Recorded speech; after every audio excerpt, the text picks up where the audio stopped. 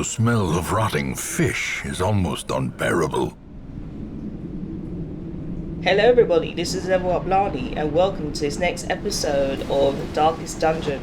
So we're going to continue from our talk from last time, and this will probably be a part 2 of what I was talking about last time, because my two main best characters sort of died on the last episode.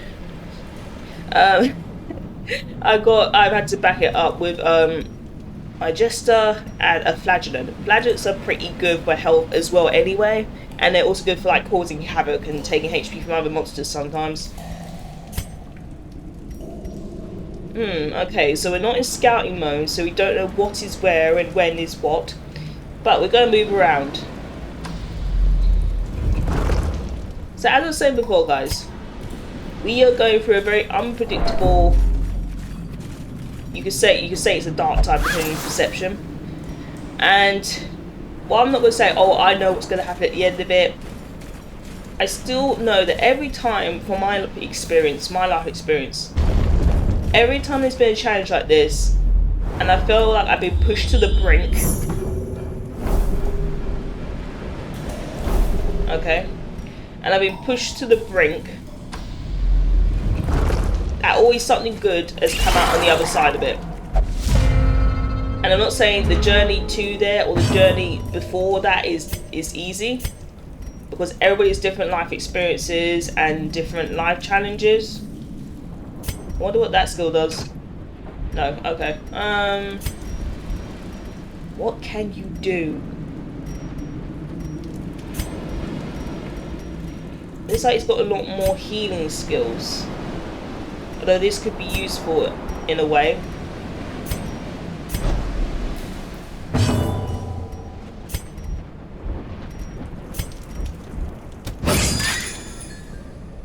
The fight begins. So, apart from that, my life has been pretty good in general. Just getting through the day by day. One of the things I definitely learned to do as well for myself is that I'm learning. I mean, I've been learning for years, but I still am a student in the Master of Life. I'm learning how to be more in the present moment. Because I know, with everything going on right now, you feel like your attention is being pulled in so many directions. And I would definitely say this to everybody now, this is very important. You've got to have the mental discipline, the psychological discipline, to not allow your focus and attention to spin around everywhere on every little thing. And I'm talking about this when it comes to like the news. I'm not saying you can't watch the news, because, you know, keep informed, don't stay ignorant. Give them no quarter. But what I'm saying is, do not make your attention and focus go so haywire to everywhere else that your health or your mental health or your emotional health suffers because of it. Because it's not going to help you, and if you go down and you've got people who need your help or support, you can't help them either, and then it's just a domino effect falling from there. We've got torches, but we'll get through this no matter what. It means retreating from the mission again. But yeah, I've been focusing more on personally taking time to myself and being in the present moment as much as I can. And enjoying what's in front of me right now instead of fearing what could possibly happen in the future, which is so, again, unknown, unpredictable, that no one could predict what's going to happen in the future. You may have an idea, you may have a forecast, you may have a prediction, but nobody can actually go, this is what's going to happen in the future. And let me see, what can I do here? Your points, leave 3.3 rounds. That's like a catch-22, isn't it? But this helps reduce stress. That's what I'm saying. He's useful actually. I might give that to him. That guy next round. Today I'm focusing, and every moment that I live, I make sure to remind myself and rediscipline myself to focus on the present moment. Because honestly, guys, I know life is difficult. It can be difficult depending on your mindset and how you perceive things. But I, in my personal life, refuse to live a life where I'm scurrying around in fear, constantly fretting about the next fearful thing that's going to happen, while knowing I have no really control over the next thing that's going to happen, and just living your life with fear. It gets to the point I think it happens as you mature and you experience life. You just stop getting afraid of everything. Or if you do feel the fear of something, you're able to like psychologically override it. You do the thing while still scared, and that is a skill that needs to be trained and brought up. It's not just automatic. I would never say it's automatic for everybody. This skill I've had to discipline myself to have and train myself up to the age of am to be like this. But what I'm trying to say is, we don't know when we're going to, let's say, return to God, depending if you're a Christian, or when we're going to leave this planet if you're not, like if you're an atheist. And I am at the point where it's like, I know I need to deal with the challenges, deal with my health issues, which I know are going to get better anyway, so they're temporary. But I do not want to be living life where I'm in constant fear, dread, depression all the time. I want to at least have some joy in whatever state I seem to be in. The enemy crumbles. Have some peace in whatever state I seem to be in. Now, I can't do that for him. But this is helping a lot. It'll stop me getting heart attacks. As the fiend falls, and I would give the suggestion faint hope blossoms. That even though things seem to be very rough and tight be and wary. very mostly wound up right precipitates now, a try and find fall. a way to live in the present moment. Okay, I'm there, so I want to go try and explore here actually, and live the life the best way you can with whatever you got, wherever you are. Because what I've learned, guys, no matter how crazy things get, no matter how scary things get, the only constant is change. And because, like, thank goodness, because the only thing that's constant is change, whether you like it or not, this, let's say, environment we're in right now cannot last forever. Because if things were to last forever like this, it would mean complete harrowing destruction. Darkness holds dominion. And from what I understand, from my experience, that's not how the world or universe works. I have a feeling that the occult mind dictates that. So, yeah. I mean, that was a pretty good talk, pretty good discussion based on that point. If you guys will need to chat more about that topic as well, I will let you guys know. But if not, don't worry. It won't be the topic of conversation every time I talk, but it seems to be for this episode today. Falters.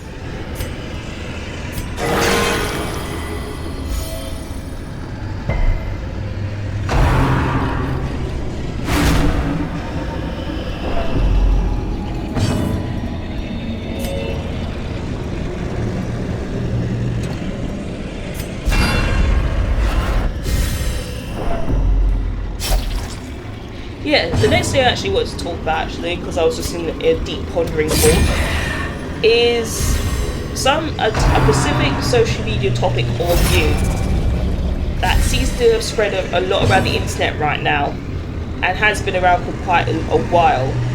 And I thought to address this with you guys, especially people who are younger, because I like to share from my personal experience this specific topic which is very important to me. Tongue twisting. So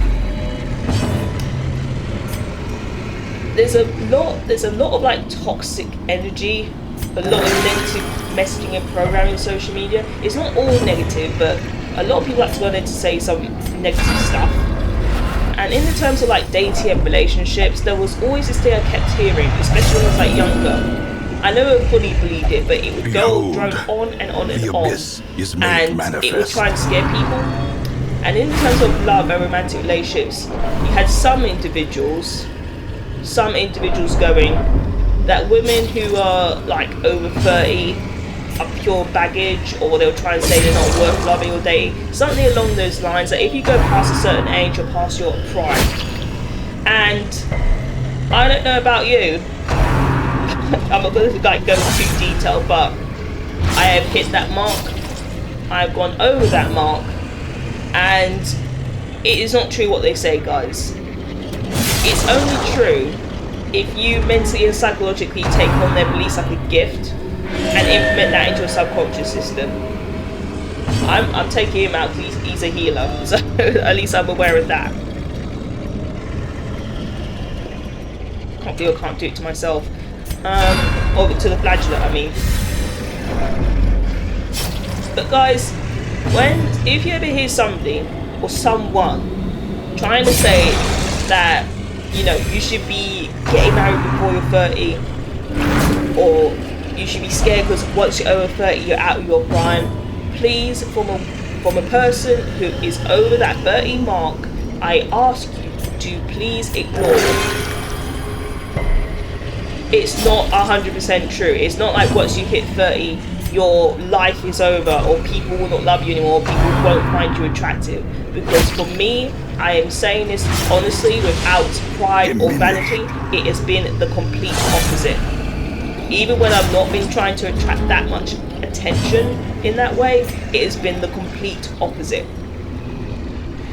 I have been doing my thing, as I explained in my Sims video before. I have been way more introverted. I'm not really focused on relationships or dating because that's just me. I'm not recommending this for everyone. If you are focused on getting married and having kids, that's fine. But for me, that's not my focus. My focus is on my other priorities, my other things, and my health. And even in this mindset of just not caring, and even if that, I just thought to myself, even if that was the case for me, that somehow because I was over 30 I would be less attractive, I do not care. I had that mindset, I still got that mindset. But even with this mindset, I am still out and about living my life. And in the terms of like attraction or people thinking you're attractive, I just willingly pour more attention. And I'm trying to make this as clear as possible. I'm not saying this in a way to sound vain or arrogant, but I'm saying that the lie of once you're over 30 that your life is over and nobody will like you anymore is a big fib, because I'm experiencing my life over 30 and it's been the complete opposite, and even more of the complete at the very opposite. precipice of oblivion. Why is he getting heart attacks? Sorry. I'll fix that anyway. I'll try and fix that as much as possible. A lot of negative programming is put around social media to make people scared or weak, or brush people into decisions that they normally wouldn't do in a calm mindset. And as a person, well, you probably hear that my voice, I'm a lady, a girl, a female. That was the biggest one that would gripe my gears, and the biggest one that was being pushed out to people under 30 going towards 30. And I'm seeing again with also the increase of the heroism, I don't know, diet, skinny culture, and Y2K 2000s culture coming back in again, especially in the skinny field. That this is a part of it, and again, it's trying to be pushed and into younger people to make them fearful. And I experienced it before when I was in my teenagehood and early adulthood.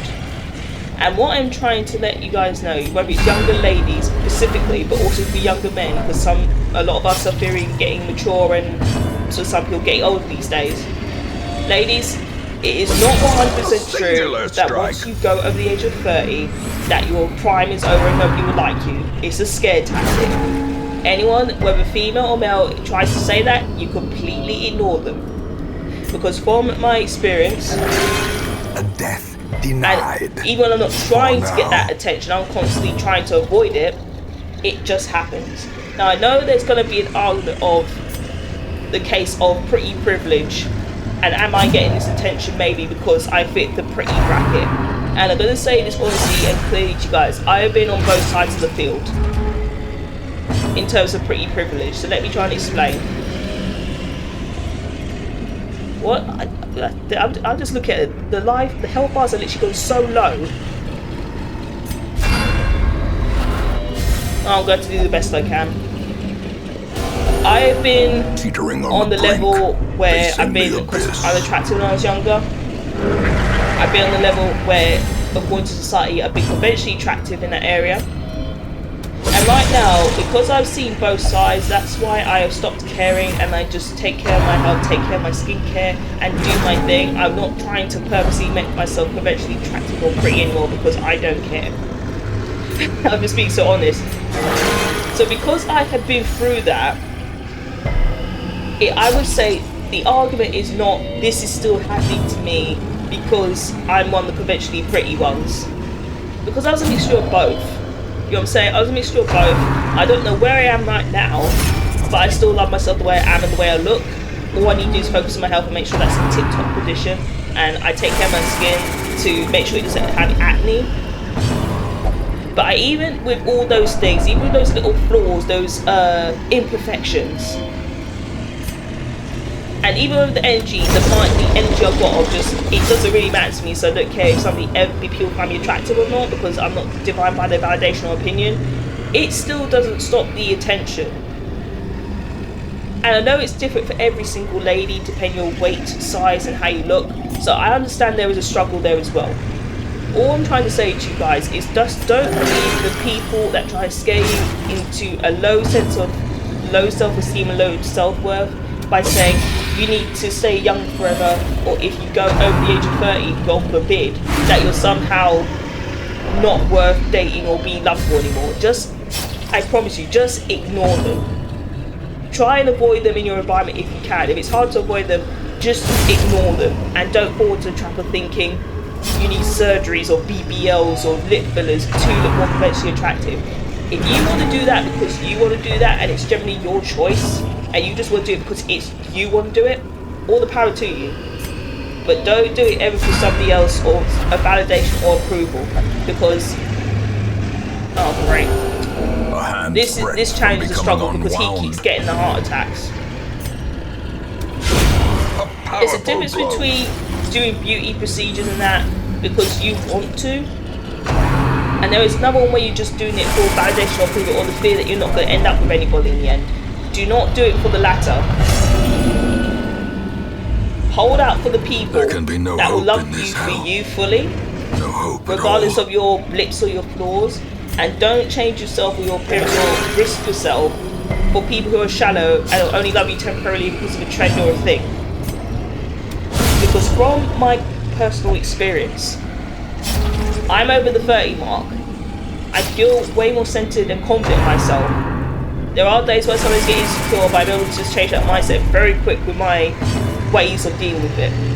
But even then, all I focus on, whether it is this video, this expedition at least promises success. Whatever I focus on, whether it's this video or everything in my life, is my authenticity. I feel, in my personal opinion, the most attractive thing, or the thing that's going to make you most attractive in this world or in this society, is your authenticity. Let me see, is anybody else bleeding here? Yeah. Art. His efficacy unwitnessed by his own eyes. And that is the thing I focus on most. Because I feel from my experience in my life and what I just told you about, and from learning and making mistakes and failing and getting back up again, looks do play a part. Being healthy does play a part. Keeping yourself as healthy as possible, which does affect your appearance and your youth, is important. But I'm not saying that in a way to be like stay youthful in a toxic sort of way, like fearing aging sort of level. I have focused on all that. And some parts of it have worked, some parts of it haven't worked. But the thing that has helped me the most, and it's maybe the person I am, and it's probably caused this sort of result where I'm not really interested in it, if anybody likes me or not, but I still get some type of attention, is my mindset and my authenticity. How I perceive things and how I express myself. And that has developed, it developed for like starting from like 28 for me. But as I've grown and matured and learned and moved forward and gone through things and I've broken out certain negative programs and mindsets, this is what the biggest lesson I've learned now. That authenticity is way more of an attractive thing than just, looking pretty or hot or beautiful solely. the looks can play a part of it, but that's not the only thing that's going to get you through the door. And I know in some parts of society, yeah, it was going to get you through the door, so I'm not being blind to that. But the long haul, especially if you're seeking a serious relationship with somebody, marriage or children, just looking hot and beautiful with nothing else in substance is not going to get you through that door. You'll be locked out of it. Eradicated. Thank God I took out that guy, because that monster explodes. So yeah, that's all I wanted to say on that topic. If somebody ever tries to tell you or make you scared that maturing or getting older means you're going to be less attractive and you're not going to find anybody, I'm saying for experience, guys, as a woman past the 30 mark into her 30s, that's not true. And the way you make sure that doesn't happen, that if you want to feel that, like, I'm afraid of being Chloe over 30, I still want to be attractive, I still want to be cool. Okay, then focus on your authenticity. Focus on it. You can focus on your looks, you can focus on your makeup routine, you can focus on your perfume, you can focus on those external beauty routines. To body and brain. That was harsh. Oh boy. You can focus on all the external stuff, but make the authenticity the paramount thing. I'm going to try and retreat from this battle. Emptiness reveal themselves. I'm going to try and retreat from this battle. This skirmish may be lost, but the battle may yet be won. Gadget's gone.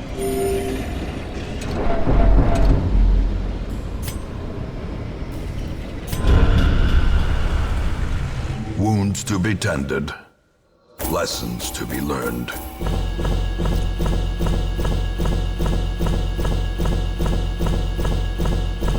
Well, it's better than nothing. A fresh irritant to some, a sanguine memory to me. So that's what I'm saying, guys, especially to women, but also because guys are like taking more care and awareness of their looks as well, and they sort of in the looks maxing field. Don't get me started on that. What I'm trying to say is, guys, yeah, you can still focus on your external appearance, how you look on the outside. If you want to be attractive as much as you can on the outside, that's great, and it will get you through the door in the short run. So that's why a lot of people are winning based on that alone at the moment.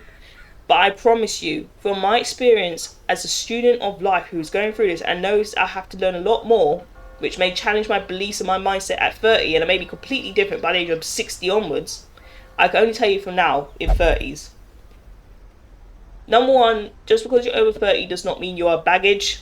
It doesn't mean you're unattractive. It only happens that way if you mentally believe it and then implement it into your life, and that's when it will reflect in your mannerisms, in your behavior, and then reflects to the outside world.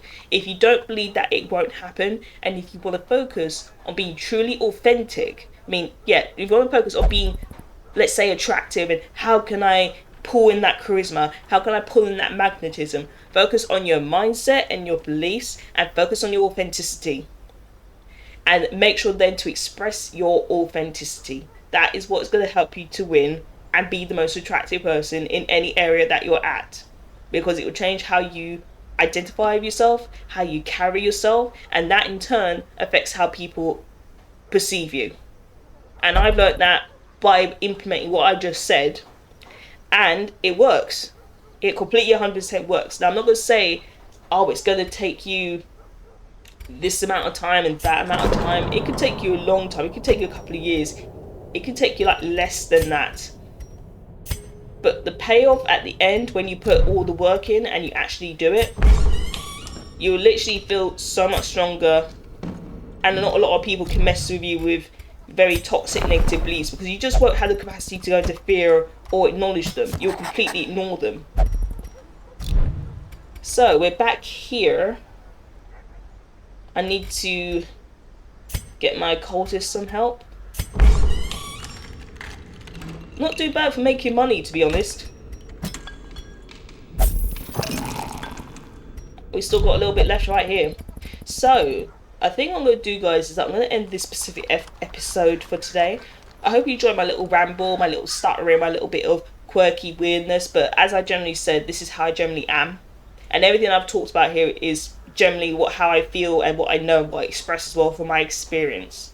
If you've got any questions or comments adding to all the topics that I talked about in this episode and the last episode, you could put in the comment box below, and I would love to check out and respond. And if I don't do it quickly, don't take it personally. It's just because I'm not like one of those people who are focused on their iPads and their phones all day. That's not me. But if I see a comment, I'll make sure to respond to it at least in some type of way. And yeah, I will see you in the next video. Peace out. Have a great day. Bye bye.